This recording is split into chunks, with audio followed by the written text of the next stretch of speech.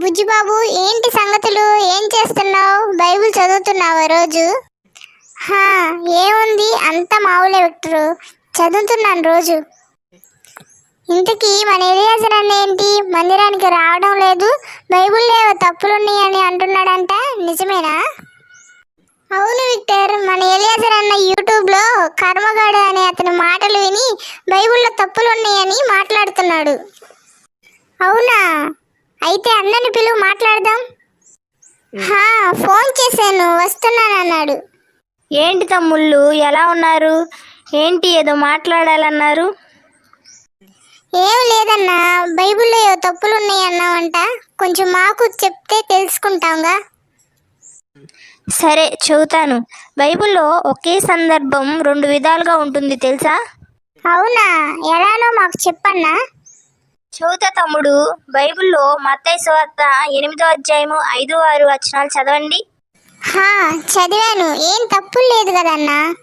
ఆగు తమ్ముడు, తొందర ఎందుకు, చెబుతాను. ఇప్పుడు ఒకసారి లూకా సువార్త 7వ అధ్యాయము 1 నుంచి 7 వచనాలు చదవండి. చదివానన్నా, ఏం తప్పుందో అర్థం కాలేదన్నా. చెబుతాను తమ్ముడు, చెబుతాను. నాకు మొదటగా అర్థం కాలేదు. యూట్యూబ్లో కర్మగారి మాటలు విన్నప్పుడే అర్థమైంది. మహానుభావుడు కర్మగారు, ఆయన మాటలే వినకపోతే నేను మోసపోయేవాణ్ణి. ఏంటో చెప్పన్నా. మత్తయి సువార్త 8వ అధ్యాయము 5వ వచనం నుంచి 6వ వచనాల్లో చెప్పిన సందర్భం, లూకా సువార్త 7వ అధ్యాయము 1వ వచనం నుంచి 7వ వచనంలో చెప్పిన సందర్భం 2 ఒకటే.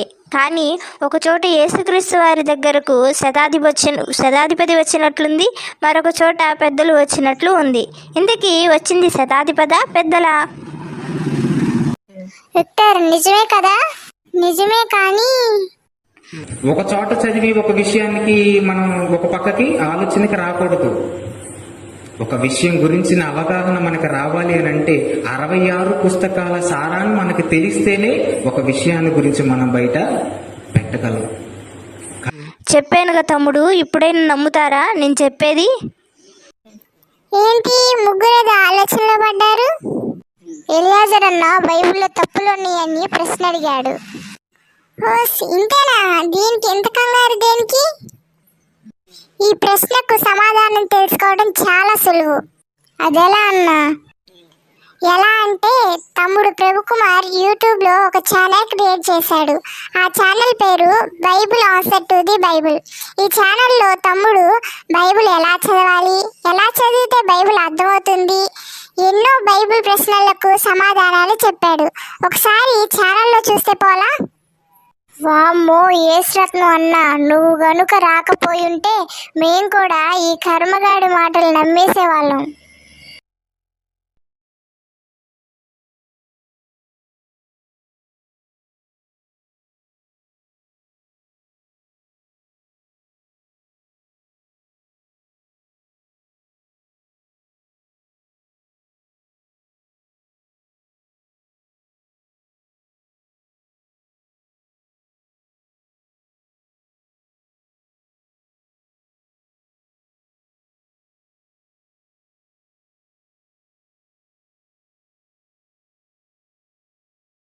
కారణం ఏంటంటే, ఈరోజు బైబిల్లో ఉన్నటువంటి విషయాలు, వాటి మీద అవగాహన క్రైస్తవులుగా పిలువబడుతూ చిన్నప్పటి నుంచి బైబిల్ చదువుతున్నామని చెప్పుకుంటున్న వారికే బైబిల్ మీద సరైన అవగాహన లేనప్పుడు, ఏదో బైబిల్లో తప్పులు పట్టాలని, బైబిల్లో తప్పులు ఉన్నాయని నిరూపించాలనే ఉద్దేశంతో ఏదో 1 సంవత్సరం 2 సంవత్సరాలు దాన్ని చదివితే దాంట్లో ఉన్న తప్పులు తెలుస్తాయి అని చెప్పటం అది చాలా తప్పు.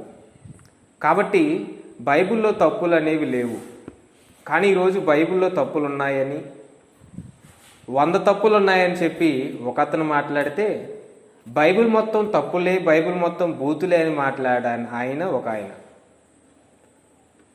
ఇలా మాట్లాడుతున్నటువంటి వారిలో అనేక మంది బైబిల్లో ఉన్నటువంటి విషయాలను అర్థం చేసుకోలేక, బైబిల్లో ఉన్నటువంటి విషయాల మీద సరైన అవగాహన లేక చాలామంది మాట్లాడుతున్నటువంటి మాటలు, బైబిల్లో ఒకే మాట 2 సందర్భాల్లో రాయబడితే 2 విధాలుగా మాట్లాడుతున్నారు, 2 రకాలుగా చెప్తుంది బైబిల్లోనే, మనుషులు చెప్పడం కాదు దైవ గ్రంథం అని మీరు మాట్లాడుతున్నారు కదా, దేవుడు రాయించాడు ఈ గ్రంథాన్ని అని మీరు చెప్తున్నారు కదా, మీరు చెప్తున్నటువంటి ఈ గ్రంథంలోనే, మీరు చెప్తున్నటువంటి ఈ బైబిల్లోనే ఎన్నో విషయాలు తప్పులున్నాయి అని చెప్పి ఈరోజు చాలామంది ఈ సోషల్ మీడియాలో మాట్లాడతాం మనం వింటున్నాం. అయితే ఆదికాండం 1వ అధ్యాయం 1వ వచనమే తప్పు అనేటటువంటి ఆయన ఒక ఆయన.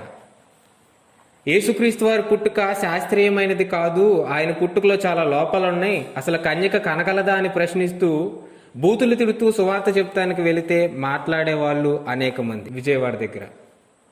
ఇలా ప్రతిరోజు ఎక్కడో ఒక చోట క్రైస్తవుల మీద విమర్శలు, క్రైస్తవుల మీద ఎన్నో మాటలు మనం వింటున్నాం. దానికంటే ముందు క్రీస్తు గురించి మాట్లాడటం, బైబిల్ గురించి తప్పు పట్టడం.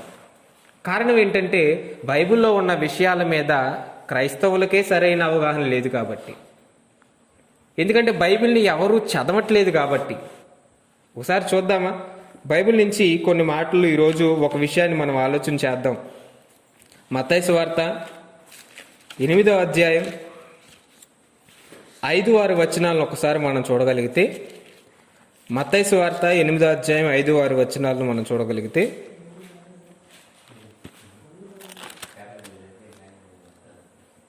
నేను చెప్తాను చూడండి. మత్తయి సువార్త 8వ అధ్యాయము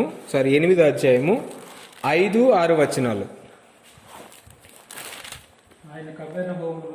ఆయన కపెర్నహూములో ప్రవేశించినప్పుడు ఒక శతాధిపతి ఆయన యొద్దకు వచ్చి, ప్రభువా, నా దాసుడు పక్షవాయువుతో మిగుల బాధపడుచు ఇంటిలో పడి ఉన్నాడని చెప్పి ఆయనను వేడుకొనెను.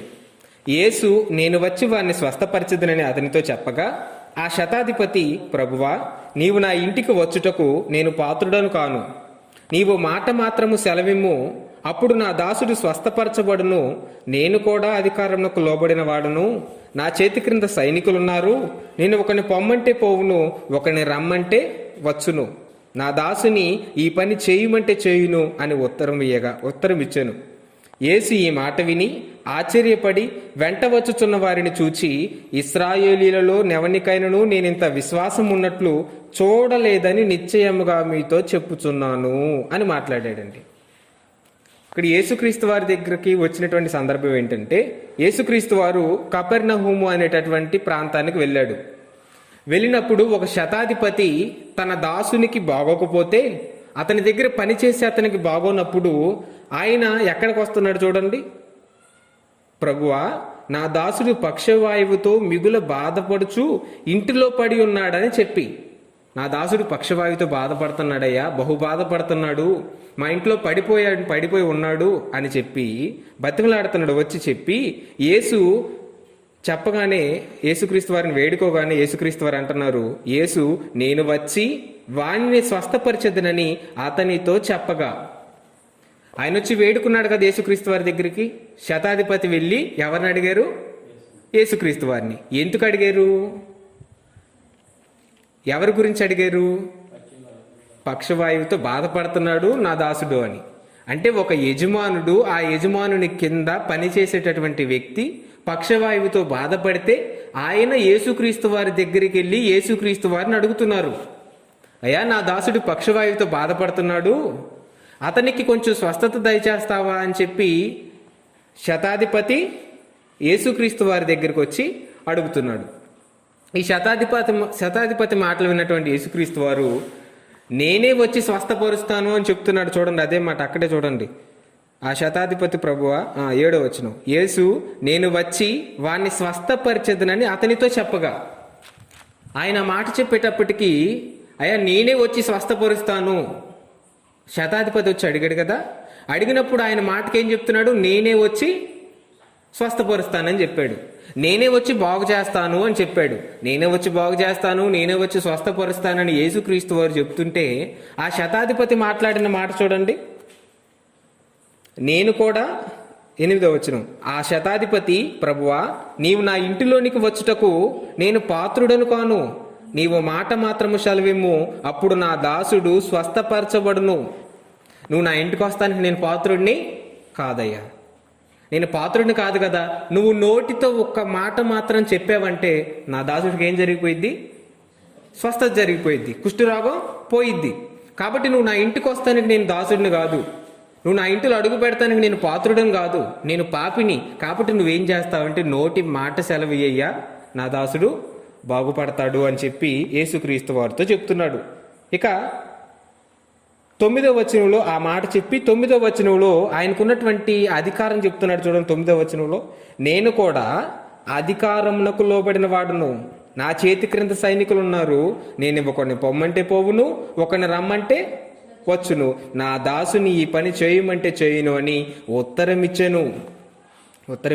తర్వాత యేసు ఈ మాట విని ఆశ్చర్యపడి వెంట వచ్చుచున్న వారిని చూచి, ఇశ్రాయేలీలలో నెవరికైనను నేనింత విశ్వాసం ఉన్నట్లు చూడలేదని నిశ్చయముగా మీతో చెప్పుచున్నాను అన్నాడండి.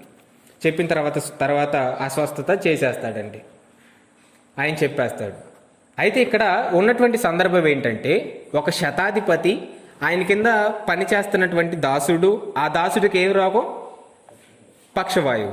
పక్షవాయువు రోగంతో బహుబాధపడుతుంటే యేసుక్రీస్తు వారి దగ్గరకు వచ్చి శతాధిపతి మాట్లాడుతున్నారు, నా దాసుడికి పక్షవాయువుతో బాధపడుతున్నాడయ్యా, నువ్వు ఒక మాట చెప్తే సరిపోతుంది, ఆయన బాగుపడతాడు అన్నప్పుడు నేనే వస్తానని యేసుక్రీస్తు వారు అన్నారు. తర్వాత నువ్వు రావటానికి నేను పాత్రుడిని కాదయ్యా, కాబట్టి నువ్వు నోటి మాటతో సెలవయ్యా అని చెప్పి చెప్తున్నటువంటి మాటలు మనం చూసాం. ఇది మత్తయి సువార్త 8వ అధ్యాయం 5వ వచనం నుంచి 10వ వచనం వరకు ఉన్నటువంటి మాటలు. సేమ్ ఇదే సిచ్యువేషన్, ఇదే సందర్భం మరలా ఈ 4 సువార్తలు, యేసుక్రీస్తు వారి జీవిత చరిత్ర మనకు అర్థం కావాలంటే మత్తయి సువార్త, మార్కు సువార్త, లూకా సువార్త, యోహాను సువార్త, ఈ 4 సువార్తలు చదివితేనే మనకు ఆయన యొక్క చరిత్ర అనేది ఒక కొలికలో మనకు అర్థమైంది. ఒకదాన్నే చదివేసి ఆయన చరిత్ర మనకి అర్థం చేసుకోలేం. కాబట్టి ఈ సందర్భాన్ని మత్తయ్య గారి దగ్గర రాసింది మనం చూసాం. అదే సందర్భం లోకా గారు కూడా రాస్తున్నారు. చూడండి లోకాసువార్త 7వ అధ్యాయంలో మనం చూడగలిగితే మొదటి వచనం నుంచి చదవండి. లోకాసువార్త 7వ అధ్యాయం మొదటి వచనం నుంచి.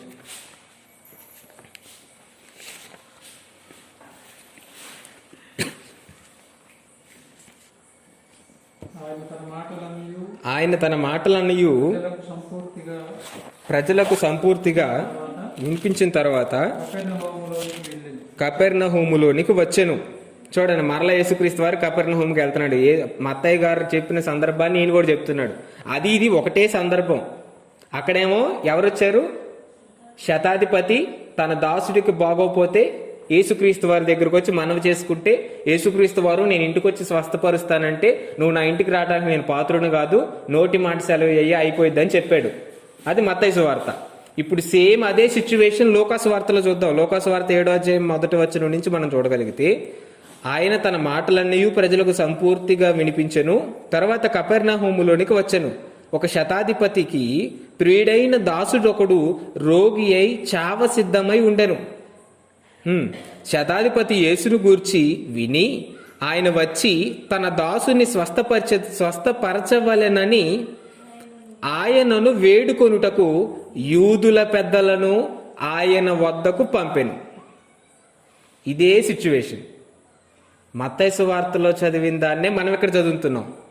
మత్తయి సువార్తలో చెప్పిన దాన్నే ఇక్కడ మరలా చెప్తున్నాం. ఏంటి ఆ మాట అన్నప్పుడు, మత్తయి సువార్త 8వ అధ్యాయం 5-6 వచనాల్లో మనం చూసినప్పుడు యేసుక్రీస్తు వారి దగ్గరకు వచ్చిన వ్యక్తి శతాధిపతిగా మనకు కనబడుతున్నాడు. శతాధిపతి వచ్చి మా దాసుని స్వస్థపరిచయ్యా అని చెప్పినట్టుగా మనం చూసాం. కానీ ఇక్కడ చూడండి ఏమంటున్నాడు. లోకసువార్త 7వ అధ్యాయం మొదటి వచనం నుంచి మనం చూద్దాం. మొదటి వచనం నుంచి మనం చూస్తూ కిందకు వచ్చినప్పుడు 2వ వచనం చూడండి. ఒక శతాధిపతికి ప్రియుడైన దాసుడొకడు రోగి అయి చావసిద్ధమై ఉండెను. చావసిద్ధమై ఉన్నాడంట. చావసిద్ధమై ఉండెను. శతాధిపతి యేసును గూర్చి విని ఆయన వచ్చి తన దాసుని స్వస్థపరచవలెనని ఆయనను వేడుకొనుటకు యూదుల పెద్దలను ఆయన యొద్దకు పంపెను. యూదుల పెద్దలను ఆయన వద్దకు పంపించాడు. పంపించేం జరిగిందో చూడండి. వాడు యేసుని వద్దకు వచ్చి, నీ వలన ఈ మేలు పొందుటకు అతడు యోగ్యుడు, అతడు మన జనులను ప్రేమించి మనకు సమాజ మందిరము తానే కట్టించనని ఆయనతో చెప్పి మిక్కిలి బతిమాలుకొనిది. కావున యేసు వారితో కూడా వెళ్ళను. ఆయన ఆ ఇంటి దగ్గరకు వచ్చినప్పుడు శతాధిపతి తన స్నేహితులను చూచి, మీరాయన యొద్దకు వెళ్ళి, ప్రభువా, శ్రమ పుచ్చుకొనవద్దు, నీవు నా ఇంటిలోనికి వచ్చుటకు నేను పాత్రుడను కాను, అందుచేత నీ యొద్దకు వచ్చుటకు పాత్రుడనని నేను ఎంచుకొనలేదు. అయితే మాట మాత్రము సెలవిమ్ము, అప్పుడు నా దాసుడు స్వస్థపరచబడును. ఇందాక చదివిన సందర్భంలోనేమో ఏం చదివాం? శతాధిపతి వచ్చేసి యేసుక్రీస్తు వారిని, స్వస్థపరచండి అయ్యా, నా దాసుడికి ఆరోగ్యం బాగాలేదు, కుష్టివ్యాధితో ఉన్నాడు, నువ్వు ఒక మాట మాత్రం చెబితే సరిపోయిందయ్యా, ఆ మాట చెబితే ఆయన బాగుపడతాడయ్యా అని శతాధిపతి యేసుక్రీస్తు వారి దగ్గరకు వచ్చి మాట్లాడినట్టుగా చూసామా మత్తయి సువార్తలో?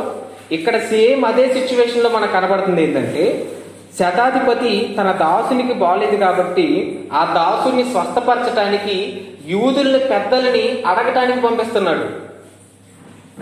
ఇదే సందర్భం మత్తయి సువార్తలోనేమో ఆయన వచ్చి మాట్లాడినట్టుగా ఉంది శతాధిపతి, ఇక్కడేమో పెద్దలను పంపించి మాట్లాడిస్తున్నట్లుగా ఉంది. ఒకటే సందర్భం, ఒకటే బైబిల్లో 2 రకాలుగా వ్రాయబడినట్లుగా మనకు కనబడుతుంది. అంతే కదండి. మత్తయి సువార్తలోనేమో యేసుక్రీస్తు వారి దగ్గరికి ఎవరు వచ్చారు? శతాధిపతి. ఇక్కడ లూకాసు వార్తలోనేమో అదే సందర్భం ఏం జరుగుతుందంటే శతాధిపతి కాదు, శతాధిపతి తన దాసునికి బాలేదని చెప్పి ఆయన స్వస్థపరచడానికి యూదుల పెద్దల్ని పంపించినట్లుగా కనబడుతుంది. ఒకటే సందర్భం, ఒకటే బైబిల్లో 2 రకాలుగా 2 విధాలుగా మాట్లాడుతుంటే ఈయనేం దేవుడు? దాన్ని ఎలా నమ్ముతున్నారు మీరు? బైబిల్లో తప్పులు ఉన్నాయని ఎందరో ఇలాంటి వాటిని చూపించి మాట్లాడుతున్న వేళ ఒకసారి మీరు ఆలోచించండి. కాబట్టి ఒకసారి ఆలోచన చేద్దాం. ఏంటి 2 మాటలు చెప్పి ఆయన ఏం దేవుడు అవుతాడు? 2 మాటలు ఆయన నోటి వెంట 2 మాటలు వస్తుంటే అది ఎలా నిజమైన దైవ గ్రంథం అవుతుంది? దాన్ని నమ్ముకుంటే మనం ఎలా పరలోకం వెళ్తాం అని అనేక మంది నోటి వెంట ఈ మాట వస్తున్నప్పుడు ఇదే బైబిల్ని తీసి మనం సమాధానం చెప్ప సమర్థులుగా ఉండాలి. ఇక్కడ లూకాసు వార్తలో మాట్లాడిన మాటను బట్టి మనం చూస్తే లూకాసు వార్తలో చెప్పిన మాట ఆయన ఎలాంటి ఆయనకున్నటువంటి లక్షణాలు తెలియజేస్తున్నాడు. చూడండి, 7-8 వచనంలో చూడండి. లూకాసు వార్త 7-8 వచనం.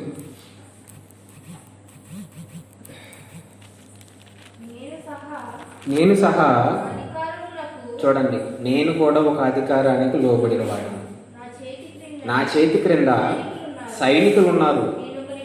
నేను ఒకరిని వెళ్ళమంటే వెళ్తారు, ఒకరిని రమ్మంటే వస్తారు. నా దాసుని చేయుమంటే ఇది చేయునని నేను చెప్పినట్లు ఆయనతో చెప్పుడని వారిని పంపించాడండి. శతాధిపతి పెద్దల్ని పంపించాడు. ఇక్కడ జరుగుతున్న సందర్భం ఏంటంటే ఈయన ఒక రోమా అన్యుడు, ఒక రోమా సామ్రాజ్యంలో ఒక అధికారిగా ఉన్నటువంటి ఒక శతాధిపతి. శతాధిపతి అంటే 100 మంది మీద అధికారి అని అర్థం. ఈ 100 మంది మీద అధికారి అయినటువంటి ఈయన, రోమా గవర్నర్ కింద పనిచేస్తున్నటువంటి ఈయన తన దాసుడికి ఆరోగ్యం బాగోనప్పుడు, కుష్ఠరోగం వచ్చినప్పుడు యేసుక్రీస్తు వారి దగ్గరికి ఎవరిని పంపిస్తున్నాడు? యూదుల పెద్దలను పంపిస్తున్నాడు. సైనికులు పంపించట్లేదు, యూదుల పెద్దలు పంపించి, ఇదిగో నీ చేత మేలు పొందుకోవడానికి ఇతడు అర్హుడే. యూదులు వచ్చి చెప్తున్నాడు. యేసుక్రీస్తు వారు కూడా యూదుడు కదా.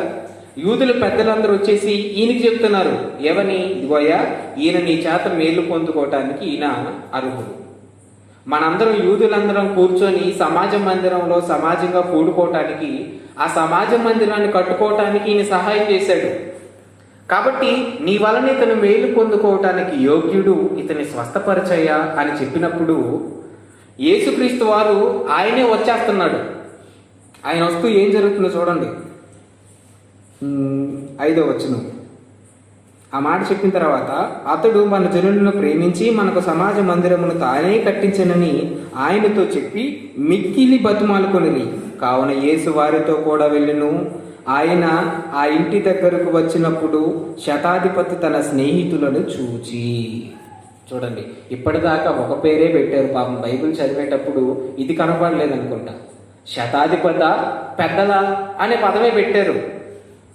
అంటే యేసుక్రీస్తు వారి దగ్గరికి వచ్చింది, ఆ బైబిల్లో తప్పులు ఉన్నాయని చెప్తున్నారు కదా, ఈ రెండు రెఫరెన్స్లు చూపించి యేసుక్రీస్తు వారి దగ్గరికి వచ్చింది శతాధిపత, యేసుక్రీస్తు వారి దగ్గరికి వచ్చింది పెద్దల అని ఈ రెండు విషయాలు పెట్టారు. కానీ పాపం మీకు చదవలేదు అనుకుంటా. ఇది చదివినట్లయితే శతాధిపత, పెద్దల, స్నేహితుల అని మూడోది పెట్టేవాళ్ళు. చూడండి, కావున యేసు వారితో కూడా వెళ్ళెను.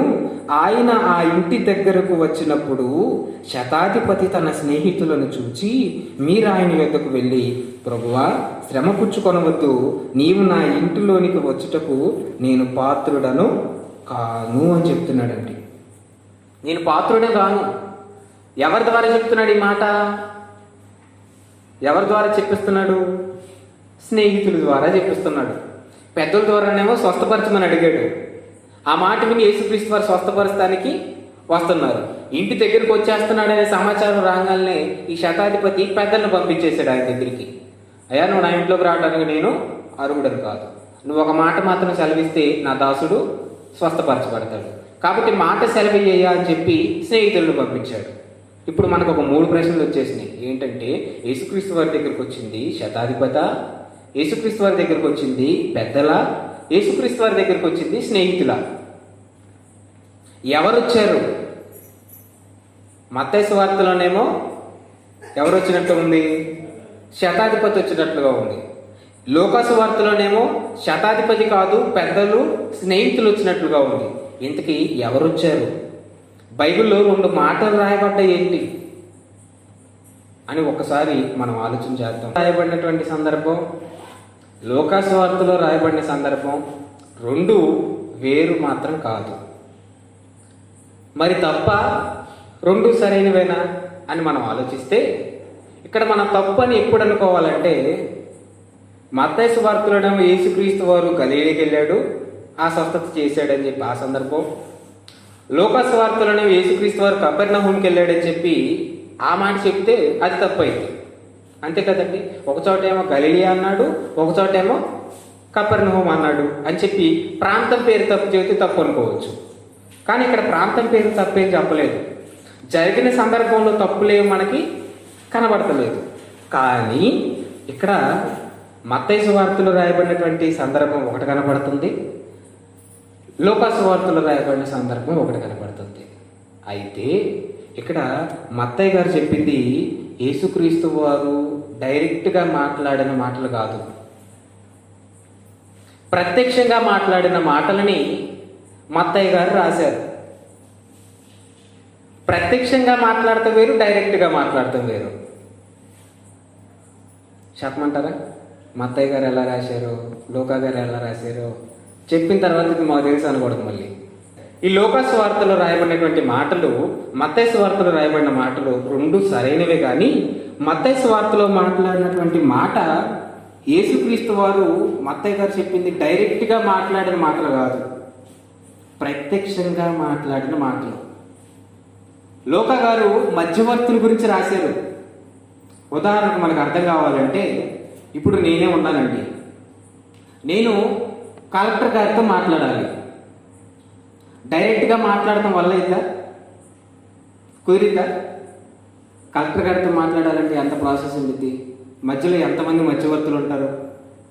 చాలా బిగ్ మ్యాటర్ అనుకోండి, మనం ఒక లెటర్ రాస్తే ఆ లెటర్ తీసుకెళ్ళి అక్కడ స్టాఫ్ రూమ్ దగ్గర ఇస్తే, ఆ లెటర్ తీసుకెళ్ళి పిఏ గారికి ఇస్తే, పిఏ గారు చూసి అది నిజమో కాదో పరిశీలించి ఆయన దగ్గరికి పంపిస్తారు. లేదనుకోండి, అది అంత ఇంపార్టెంట్ కాదు, నేను వచ్చి వాళ్ళతో మాట్లాడక్కర్లేదు అనుకున్నారనుకోండి, ఇంకా అక్కడ కలెక్టర్ గారు ఆ పిఏ గారితో చెప్తారు, దీనికి సమస్యకి పరిష్కారం ఇదని చెప్పగానే ఆ పిఏ గారు వచ్చి పెద్దకి చెప్తాడు, ఆ పెద్ద వచ్చి ఈయనకి చెప్తాడు. అంటే ఇక్కడ బయటకు వచ్చి మనం ఏం చెప్తాం? కలెక్టర్తో మాట్లాడాను, కుదరదన్నాడు, అసలు సైన్ పెట్టనన్నాడు అని చెప్తావు చెప్పం. నిజం కలెక్టర్ మాట్లాడాడు. మరి ఎలా చెప్తున్నావు కలెక్టర్ నాతో మాట్లాడాడని? నీతో మాట్లాడింది పిఏ కదా. ఏమండి, ఎమ్మెల్యే గారి దగ్గరికి వెళ్తామండి, బయట పిఏ గారు ఉంటారు, బయట మెట్లు దాటి లోపలికి వెళ్ళిన తర్వాత సెక్యూరిటీ గార్డుని దాటి వెళ్ళినాక పిఏ ఉంటాడు అక్కడ. ఆయన అడుగుతాడు, ఏంటి మీ సమస్య అంటే, ఇదిగోనండి మాకు పలానా రోజు మేము ఒక కార్యక్రమం చేస్తున్నాం, అక్కడ మీరు రావాలండి, ఎమ్మెల్యే గారు కంపల్సరీ రావాలి, ఆయనకి ఇన్విటేషన్ ఇవ్వడానికి వచ్చామనగానే ఆయన ఏ టైం అయ్యా ఏ డేట్ అయ్యా అని చెప్పి రాసుకుంటారు. రాసుకొని ఆయన చెప్తాడు, ఆ టైంలో కుదిరితే వస్తారు. ఆ టైంలో కాకుండా అదే టైంలో వేరే పని ఉందనుకోండి, కుదరదయ్యా రాలేడు ఆయన అని చెప్తాడు. ఇక బయటకు వచ్చి మనం ఏం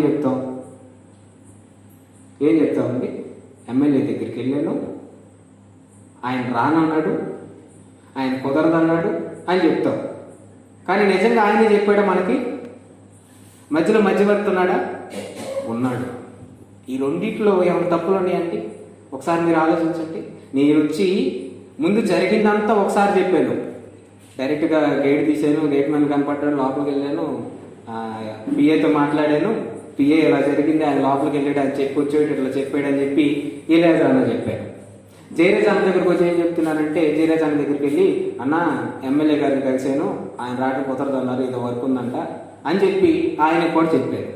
ఈయనకి చెప్పిందేమో ఫస్ట్ నుంచి జరిగిందంతా చెప్పాను, మధ్యలో ఎవరు వచ్చారు, మధ్యలో ఎవరు మాట్లాడారు అన్నీ చెప్పాను. ఈయనకి అన్నకి చెప్పేటప్పటికి ఎమ్మెల్యే గారితో మాట్లాడానన్నా ఆయన రానన్నారు అని చెప్పారు, కుదరదు అన్నారు అని చెప్పాను. ఈ రెండు తప్ప?